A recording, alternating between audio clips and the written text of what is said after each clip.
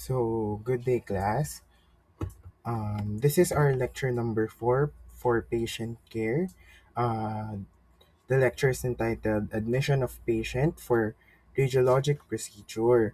So, before I start, I would like to apologize for being absent for the past week because I had a planned vacation prior bago pa tayo mag-start yung SEM. But of course, yung Monday sana ma-attendan ko, the Monday class. However, I lost my voice during the day. So hindi na ako naka-attend ng class. So, yun, apologies for that. But here's the lecture for the last two lectures for your prelim. So magsa-start ako sa lecture number 4. Now, of course, in radiology, uh, 'di ba, ang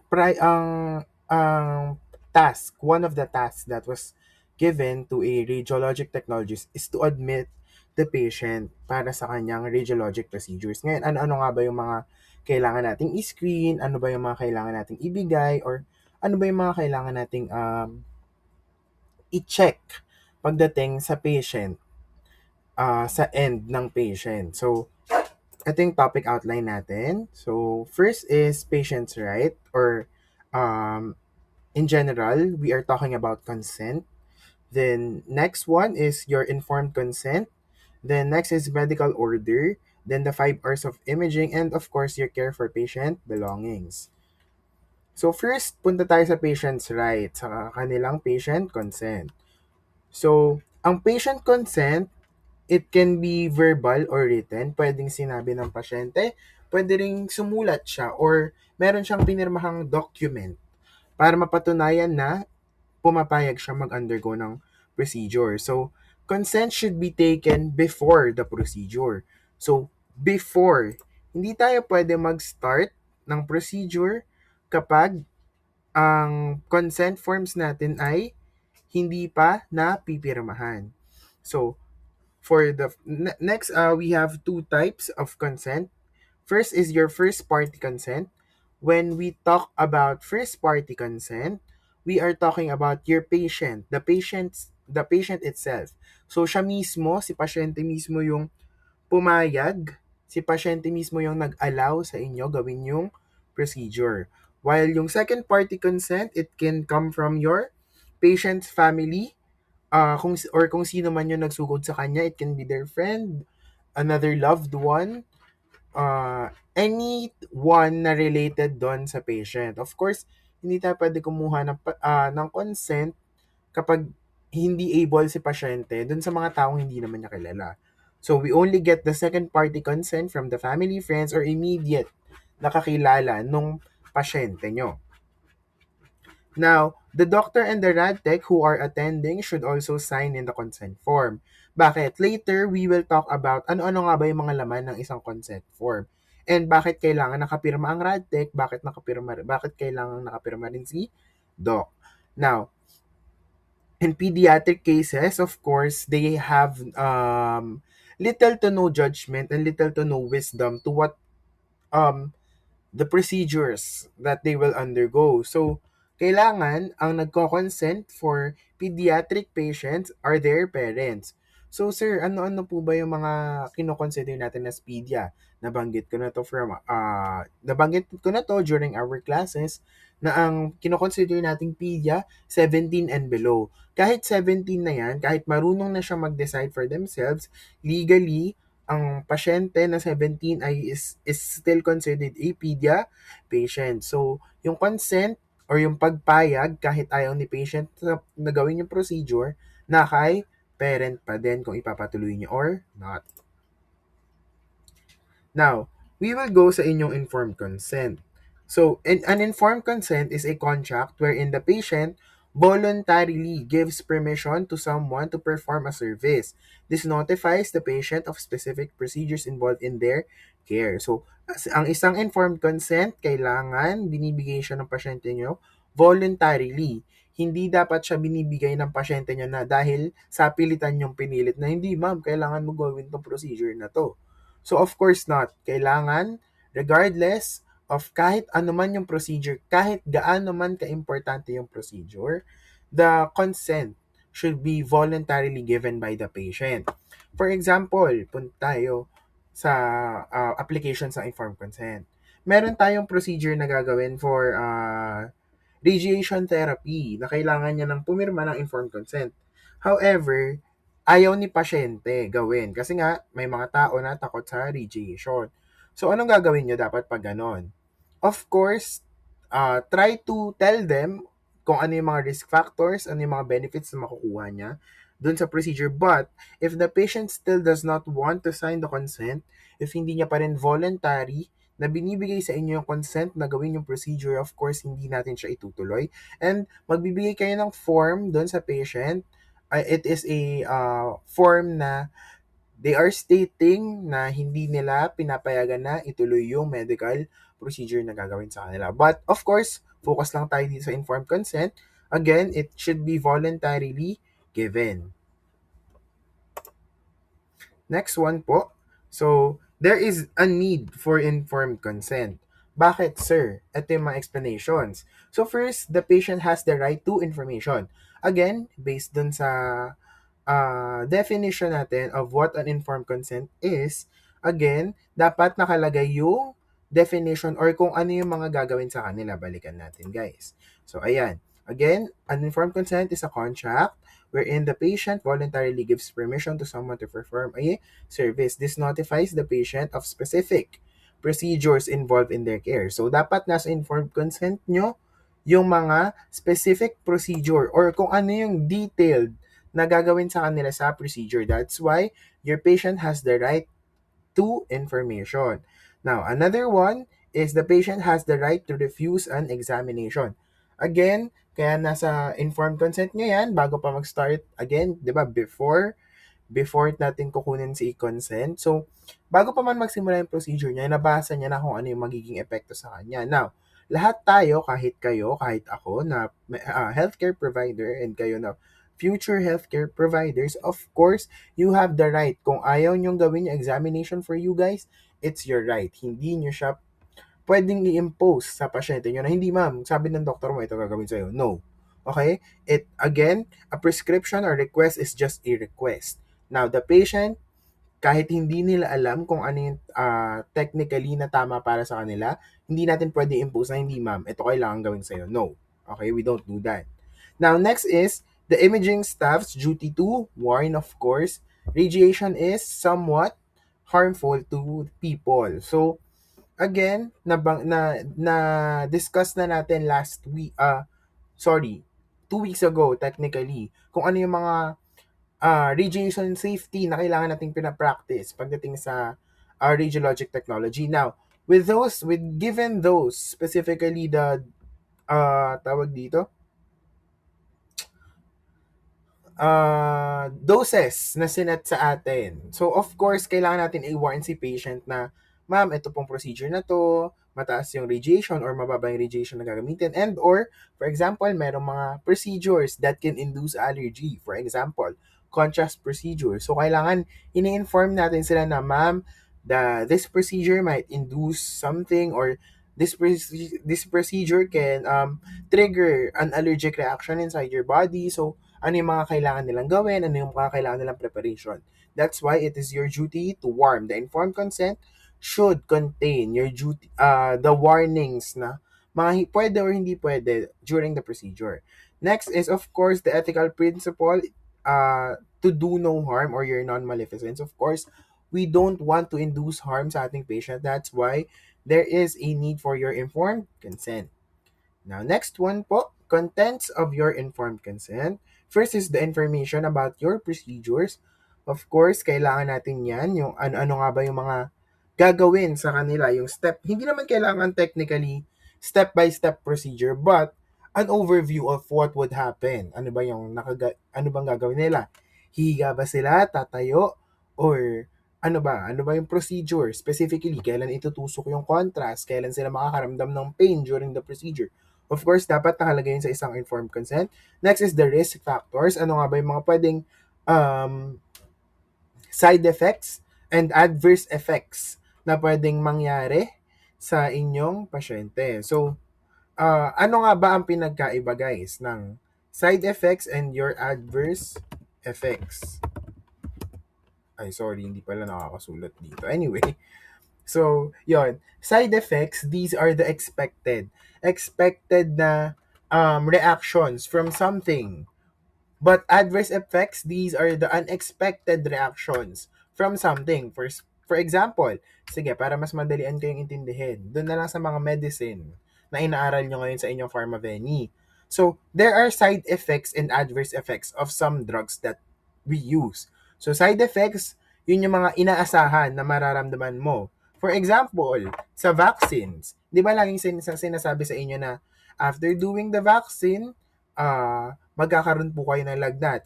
It is expected na magkakaroon kayo ng lagnat regardless of what vaccination. So it is it is a side effect. Bakit, sir? Kasi ini-expect na natin na mangyayari yung lagnat dahil ikaw ay tinurukan ng something, binakunahan ka. So ano yung adverse effects? Yun yung mga death, seizure na hindi naman dapat ine-expect when it comes to administering something. So those are some risk factors examples. Then the last part, of course, is the authorization or consent letter. Sa dulong part ng inyong informed consent, kailangan may nakalagay doon na authorization letter that the patient is allowing you, the rad tech, and the doctors to do the procedures for them. Now, the signing of the form provides a record of the patient consent. Basta kapag pinirmahan niya yan, ibig sabihin nun, ina-allow niya kayo na gawin yung procedure. Now, sir, there are times, children, sorry, sir. Class, there are times na ang pasyente nyo hindi binabasa yung informed consent nila. That is why, dahil gusto na lang nila makauwi, pinipirmahan na lang nila yan without even reading it. Now, as the radiologic technologist on duty, it is your duty again to explain. Kunwari, hindi nila binasa. Give them a quick explanation of what they should expect, what the risk factors are, what are the side and adverse effects that could happen to them during the procedure. Para bago nila pirmahan, naintindihan nila maigi. Kasi hindi pwedeng ibibigay nila informed consent, ma'am, kailangan ng pirma nyo. Tapos hindi nila babasahin. Tapos pag may nangyari sa kanila, kayo pa rin ang masisisi. Though, again, kung pinirmahan nila yan at hindi binasa, it's the patient's fault na technically. Hindi nakataya doon yung inyong lisensya dahil technically pinirmahan niya na hindi niya binabasa. But again, maki-question pa rin kasi kayo kung itatanungin kayo lagi kung in-inform niyo ba si patient, kung tama ba yung pagkaka-introduce niyo kay patient ng mga gagawin sa kanya. So again, before making your patient sign the paper, of course, you should explain what the procedure is. Next, what are the procedures that requires informed consent? First is invasive procedures. So, what do we mean by invasive procedures? Ito yung mga procedure sa hospital or sa clinic na meron siyang risk. May blood, may na pwede magkaroon ng infection si patient, may blood loss, or may tissue damage. So, when we talk about tissue damage, yan yung may mga operation, yan yung may mga bubuksan si patient, kailangan siyang hiwaan, or kailangan siyang bawasan ng dugo, kailangan siyang turukan. So, those are invasive procedures. Kailangan siya i-biopsy. Those are example of your invasive procedures. Next is procedures requiring sedation or anesthesia. Of course, sedation, sedatives, and anesthetics are types of drugs which can induce, tawag dito,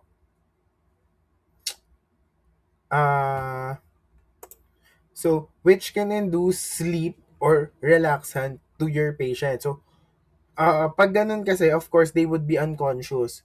So, kailangan meron tayong consent. Of course, procedures that have risk factors. For example, your general x-ray procedures. Of course, may risk factor ang radiation. Again, too much radiation is not good for your body. Now, lastly is the non-surgical procedures such as angiography or in general, contrast study. So, yung mga contrast study, again, medyo meron siyang side effects and adverse effects na medyo magiging negative ang impact sa katawan, kaya kailangan niya ng informed consent.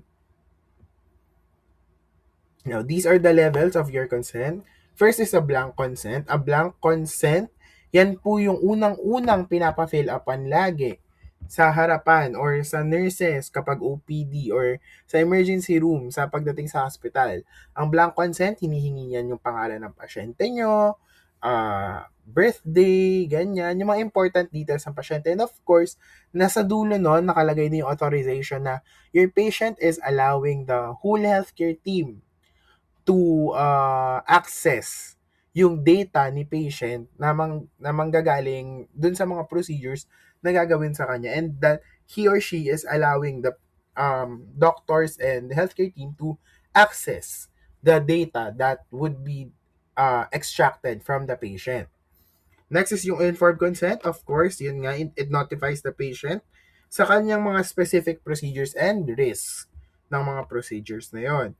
Next is your inadequate consent. So, inadequate consent, also known as your ignorant consent.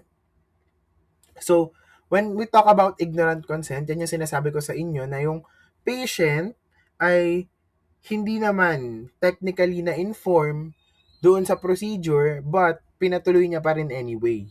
Or pinirmahan niya yung informed consent kahit hindi niya naiintindihan. So, hindi siya masyadong nagkaroon ng chance to make a responsible decision for himself, or hindi siya nagkaroon enough ng chance para maintindihan kung ano ba yung gagawin sa kanya. Kaya, hinayaan niya na lang. Gawin mo na lang, sige, okay na yan. So, that is one type of consent, inadequate consent. Of course, hindi kayo at risk nga dyan, pero of course, medyo sad para dun sa part ng pasyente kasi of course, hindi niya nga naintindihan. And if something happens to them, hindi kayo liable, di ba? So, yun. Next, lastly, is your simple consent. Now, there are two types of simple consent. First is your implied, then next is your express. Ano nga ba, sir, yung um, tawag dito, simple consent? So, yung pasyente, it can be conscious or unconscious, pero technically, yung mga sa simple consent, wala na talagang comprehension si pasyente para intindihin pa yung procedure, and kailangan ang hindi mo na mapapasulat or mapapapirma si pasyente. That is why ang tinatanggap lang for simple consent ay verbal. For example, si pasyente paralyzed pero nakakapagsalita lang siya. So, pag sa time na yon, ang kailangan mo nang gawin ay simple consent. Hihingin mo lang yung consent ni patient na, "Ma'am, sir, pwede ko po ba gawin tong procedure?" So, tawag dito, verbally na lang, oo, si patient. Sasabihin niya na lang, sige, gawin niyo na po, okay na po, sa inyo na yan. Bahala na kayo. Or, for example, comatose si patient. So, tawag dito, the thing speaks for itself na, of course, kailangan mo gawin yung procedure kahit walang consent si patient. Kasi, of course, unconscious na siya and kailangan na siyang, it is an immediate action for you guys to revive the patient. Now, ano pinagkaiba ng implied constructive consent versus the express consent? Implied constructive consent refers to the consent being given by another in an emergency situation. It can be, again, the family, the friend. So, again, implied constructive consent, galing siya sa ibang tao. Hindi siya galing mismo kay patient. For example, yun nga, ako, kunwari, may dinala ako sa ER na kapitbahay namin. So, for example, si kapitbahay, unconscious. Tapos, hindi na talaga siya makapagsalita, makapagsulat, nakapikit na lang. Sobrang unconscious talaga. So, yung consent, bago nyo i-practice yung paternalism nyo as healthcare providers, manggagaling dapat muna dun sa companion. So, sir, pwedeng tanongin ako ng nurse, are you allowing na gawin namin tong mga procedure na to kay patient? So, of course, implied constructive consent, papayag ako. Kasi of course, kaya ko nga siya dinala sa hospital. Next is express consent.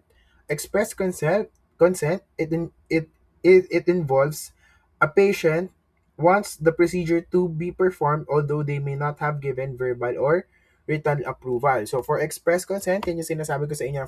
For example, wala talagang companion si patient. For example, merong mass accident. Tapos merong pasyente doon na wala talaga siyang kapamilyang dumating, or ang nagsugod sa kanya ay mga emergency response team na. So, pag ganun, unconscious, regardless, hindi nyo na kailangan papirmahin ng consent, kailangan nyo na agad gawin yung procedure. So, paano pag may mga allergy si patient, ganyan, ganito. Pag mga ganyang cases naman kasi sa express consent, kaya lang natin siya ginagawa. technically for emergency cases siya. So technically, wala namang masyadong contrast procedures that would induce tawag dito, allergy sa mga patient for this one. Or for example, si patient, mag-isa lang, wala talaga siyang kasama from ICU, intensive care unit. Then the patient is comatose. So, yung sitwasyon niya na yon, bago pa siya makomatose, of course, all the data that was needed and all the blood works that was needed bago niyo pa siya gawin, nagawa na. So, doon niyo malalaman kung may allergy pa ba siya or wala. Then, of course, technically, pwede niyo na siyang gawin kahit wala pa yung consent kasi of course, unconscious nga si patient. So next, who can give a consent? So of course, first yung pasyente kasi of course may utak sila. Next is an adult family member or a guardian. Again, pamilya o yung kung sino yung nagdala sa kanya doon. Next is children with GLIC competence. So, children with GLIC competence, sila yung mga bata na technically pwede na mag-decide for others. For example, merong 16-year-old na dinala ang kanyang nanay sa ospital. Siya lang, wala siyang tatay. Tapos yung nanay lang niya ang kasama niya. So, si nanay hindi na rin makapag-decide sa sarili niya kasi yun nga, unconscious na siya. So, yung consent manggagaling na dun sa bata. Okay? Yung GLIC, when it comes to children with GLIC competence, it is not for themselves. It is for others. Just in case na technically, wala talagang companion si patient at ang companion niya ay bata. But again, the children cannot decide for themselves. Of course, kailangan ng magulang. Next are your medical orders. So, medical order, the physician's prescriptions or authorization for the diagnostic treatment of the patient. A medical order ensures that the procedure is clinically justified and appropriate for the patient's condition. Again, we are technically talking about your principle of radiation protection, specifically the justification. So, kailangan natin ng medical order in order to justify that the radiation given the benefit of the radiation given would always outweigh your risk factors. So, kaya importante po si medical order. So, hindi po kayo pwede mag-x-ray ng, nagpunta lang si pasyente, tapos sabi niya, gusto ko po magpa-x-ray. No, hindi po pwede.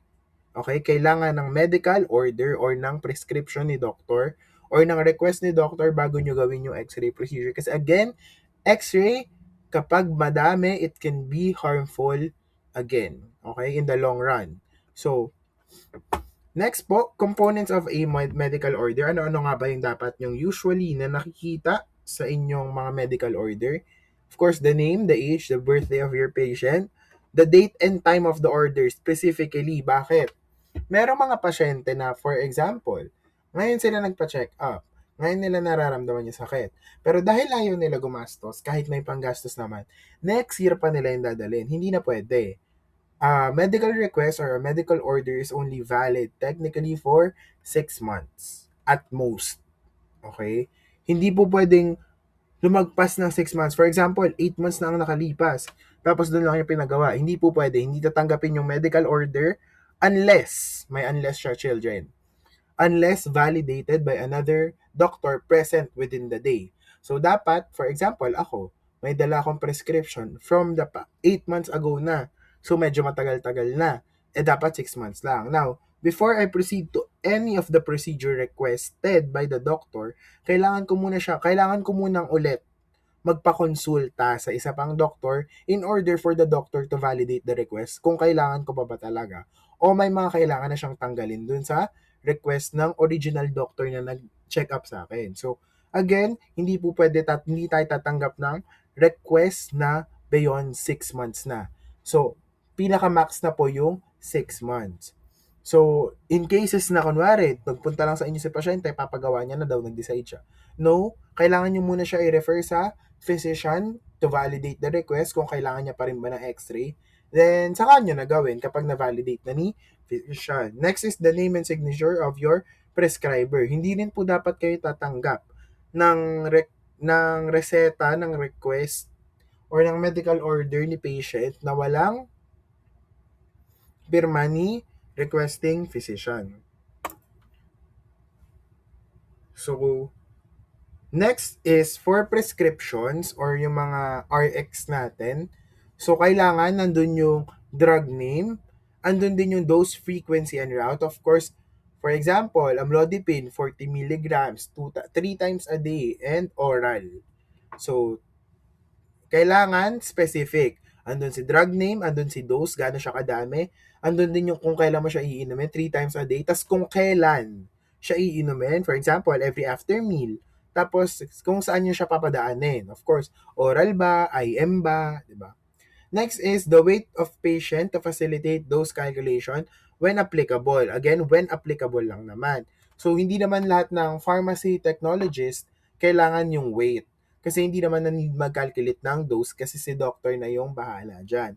But again, there are still medical facilities na hinihingi ng pharmacy technologist yung or pharmacy assistants yung mga tawag dito weight ng pasyente in order to check or counter-check kung tama ba yung prescribed na medicine ni doc, kung tama ba yung dosage niya. Next is those calculations are based on metric weight, kilograms for children and or adults or grams for newborns. Yan lang yung basis nila. Kapag adult or children, kilograms. Kapag newborns, grams lang ang basis nila ng weight. Next is the dose calculation requirements. Again, if applicable lang naman to. Exact strength or concentration nung mismong drug. Again, if applicable lang ulit. Next is quantity and or duration of the prescription if applicable. For example, niresetahan ka ni doc ng omeprazole, 40 milligrams ulit. Tapos, every, once a day, every after breakfast orally. So, for example, gusto lang ni doc na 1 week mo siya i-take. So, bibigyan ka lang niya ng 7. Kaya 'di ba meron kayong nakikitang mga RX na may nakalagay na #14 lang yung bibilihin kasi twice a day for 7 days lang talaga siya. So, makikita nyo, nandun yung duration ng prescription. So, specific instruction for use, yun nga nabanggit ko na kung after meal ba, before evening meal ba, kailangan ba mag-fasting bago inumin yung gamot. So, yun. Then for imaging request, it is important to check your imaging procedure and the patient history. So, sir, kailangan ng patient history? Opo. Sa prescription ni doc, kailangan meron tayong patient history. In what form, sir? Kailangan nakalagay na dun talaga lahat? No. Kailangan nakalagay lang dun yung mga ruling out nila and considerations ni doc. RONTC ang lagi nating titignan. Rule out what? Rule out what pathology and considering what pathology. Kasi yun yung basis ng ating radio in order to check or in order to interpret the image better. Kasi of course, kailangan, hindi naman tayo pwede take lang ng x-ray.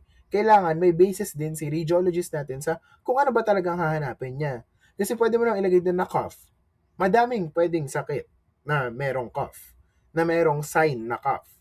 For example, pneumonia, uubuhin ka sa pneumonia.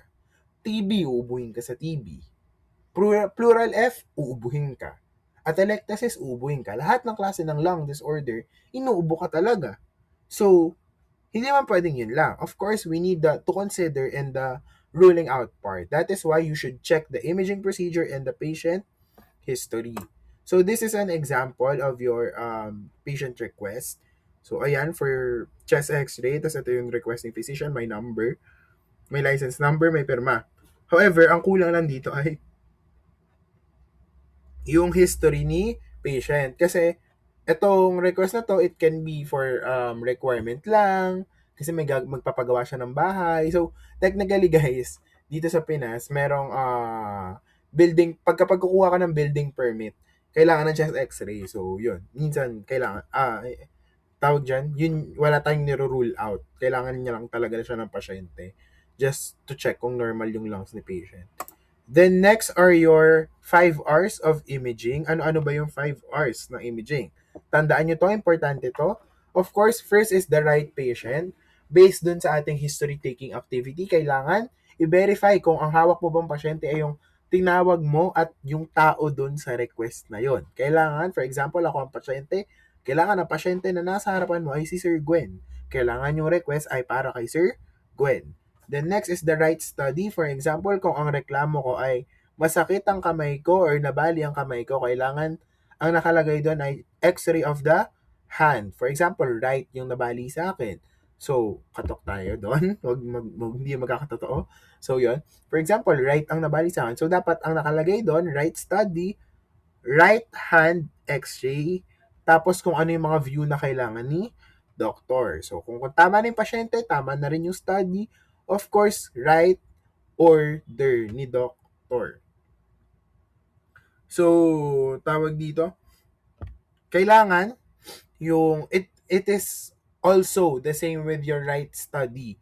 So, technically pala kasi, sorry class, balik tayo. When it comes to right study yung ginawa mo. Okay? So, kung ang request ay right hand, ang dapat ginawa mo ay right hand. Tapos, dapat na, mali kasi yung pagkakaano ko dito, bullet ko sa PowerPoint. So, patient, order muna, study, then position result. So, patient, of course, right patient. Kung tama yung order ni doctor, kung tama ba yung request ni doc, then check mo yung right study, kung tama ba yung imaging exam na gagawin mo, na hand talaga. Then, ipoposition mo na si patient based dun sa mga views sa said study. Then, of course, kapag i-release yung result, kailangan tama yung ibibigay mo kay pasyente. So, again, the 5 hours of imaging are right patient, right study, right order, right position, and right result. Next one is the care for your patient belongings. So, technically, hindi naman ang pasyente, ang belongings ng pasyente ay their own property. Now, it is inappropriate kung hindi natin papangalagahan ang mga personal belongings ng ating pasyente. So, yun. Dressing rooms are not safe places to leave their valuable. So, hindi pwedeng, kunwari, pinaghubad nyo na si pasyente. Tapos sabi nyo, ma'am, sige, iwan mo dyan sa dressing room yung gamit mo. No. Okay? Kasi once na may mawala doon sa loob ng dressing room, kayo ang liable, kayo ang magbabayad, kayo ang pwedeng kasuhan. So, of course, kailangan yung gamit ni patient, pag tinanggal niya, huwag niyo ipapaiwan sa dressing room, kailangan, pwede niyo ipalagay sa somewhere na makikita pa rin ni pasyente habang ginagawa mo yung procedure. Hindi pwedeng nakatago sa kanya yung mga gamit niya. Next is the RAD tech should consider the patient's concerns and explain what must be done with them. Of course, kapag may mga concern si patient, for example, ito pong jewelry, saan ko ilalagay? Ito pong ganito, saan ko ilalagay? So, you should assist them, okay? So, lahat ng klase ng kailangan ni patient or lahat ng concern niya regarding her things, his or her thing, is kailangan you address it very well. Next is metal items such as necklaces, rings, and watches are not to be worn for certain radiologic examines. Again, certain radiologic examinations. If MRI, tas lahat to ay magnetic, of course, kailangan lahat ay tanggalin. But for X-ray, kung ano lang yung part na kailangan yung X-ray, yun lang ipatanggal nyo kasi hassle. Kapag sobrang lahat yan pinatanggal mo yung relo, just X-ray lang naman. Diba? It does not make sense. So, kailangan certain radiologic examinations lang. Doon nyo lang ipapatanggal yung mga, tawag dito, mga suot ng pasyente ninyo. Next one. Sometimes, a large envelope is given to the patient to keep such valuable. So, may mga hospital, yung pinag-internan ko ng senior internship, meron kaming parang envelope na malaki na binibigay namin yun sa pasyente, tapos doon niya ilalagay yung mga gamit niya, tapos ilalabas niya rin from the dressing room. So, pwedeng yun para naka-patient pa rin yung gamit niya. And kung may bag naman siya, pwedeng doon nyo ipalagay. Then next is a written record of the item should be kept. So, in an ideal world, kailangan nililista yung gamit ng pasyente. But of course, dito kasi sa Pinas, sa dami ng pasyente natin, bakit mo pa ililista yung gamit? Nilagay niya na nga dun sa envelope or nilagay niya na sa bag niya. So, wag na, okay? Again, you are liable for the loss, but again, practicality-wise, in real life, hindi na natin, alam nga namang bago mo i-x-ray na 3 segundo lang, maglilista ka muna ng gamit. So, that's very impractical. But again, in theory, kailangan mo siyang ilista. Theory-based, kailangan nating maglista. But in reality, wag nyo na ilista yung gamit kasi it will just take time. And again, you are not providing the best patient care kung sobrang by the book ka, gumalaw. For example, ay, Kasi sa lesson namin sa patient care, sabi lista lahat ng gamit na tatanggalin ni patient. Pero kung may mawala, hindi ako liable. Eh, chest x-ray lang naman, tapos nagmamadali si patient. Sino maiirita? Di ba si patient din naman? So, of course, practice it kapag hindi ka na toxic. Pero kung toxic ka, of course, wag mo na. Ipakip mo na lang yung mga belongings ni patient. Then, the RT must value patient's belongings. An item that may seem insignificant to RT may be the patient's most treasured belongings. So, for example, yung mga scarf, bigay pala yun ng mama niya, tapos bigla mong pinunit-punit. Or kaya, for example, in an emergency case, merong t-shirt si patient na bigla mo na lang ginupit na walang paalam sa kanya, tapos yung pala, yun na yung huling bigay sa kanya ng lola niyang namatay. Tapos, ginupit mo. Kasi, ang first response mo, of course, emergency. So, kailangan ko nang gawin yung procedure. So, kailangan kong gupitin yung damit. Pero of course, again, it may seem insignificant to you, it may seem very simple to you, pero merong mga significant value. Kayo rin naman siguro, meron kayong mga items na hindi nyo pwedeng, kumbaga parang walang pakialam lang yung ibang tao dun sa gamit na yon. So, hindi yun tawag dito, lahat ng tao merong significant na thing na merong significant value for them. So, that would be all for your lecture number 4. So, the recording for lecture number 5 will be sent tomorrow because yun, masakit pa rin talaga lalamunan ko, guys. I'm so sorry. So, tomorrow is send ko yung lecture number 5. And of course, reminder only, your prelim exam, the coverage is from, of course, lesson number 1 to lesson number 5. You have your handouts with you, review it, and we only have a 50 item exam. So you have 130 minutes to answer the multiple choice exam sa patient care. So I hope you have a beautiful day ahead kung kailan mo man to pinapanood. And see you guys on your exam day. Thank you.